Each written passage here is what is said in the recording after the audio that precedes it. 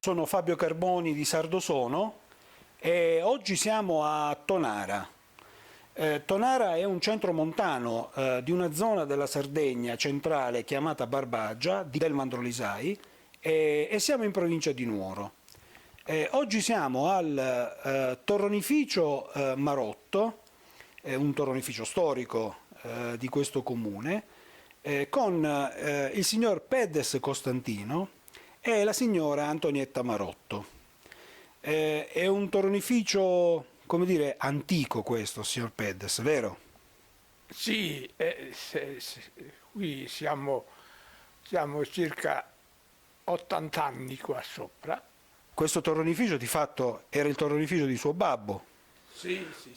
E con lui avete girato la Sardegna per far Sì, conoscere il sì. torrone. Abbiamo girato la Sardegna e non a macchina, ma col carretto. Signora Antonietta, ci racconti un po' quanti tipi di prodotto, di torroni fate? Allora, io faccio 3 tipi di prodotto di torrone: alle mandorle, alle noci e alle nocciole. Tengo presente che il miele che io adopero è miele sardo. Le nocciole e le noci sono sul posto, perché abbiamo una vegetazione abbastanza vasta qua a Tonara. Poi posso aggiungere qualcosa, ma aromatizzato al mirto o al limone, ma quello che più preferisco io e anche la gente è quello tradizionale. Un piccolo aneddoto.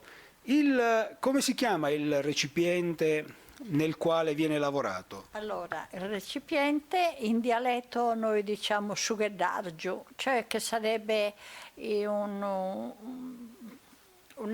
specie di caldaia con 2 manici di rame. Questa è la nostra tradizione, cerchiamo anche di portarla avanti così. Bene, questo è tutto. Grazie, ci rivediamo al prossimo prodotto. Arrivederci. Va bene, grazie. E ricordatevi che siamo a Tonara, il prodotto migliore.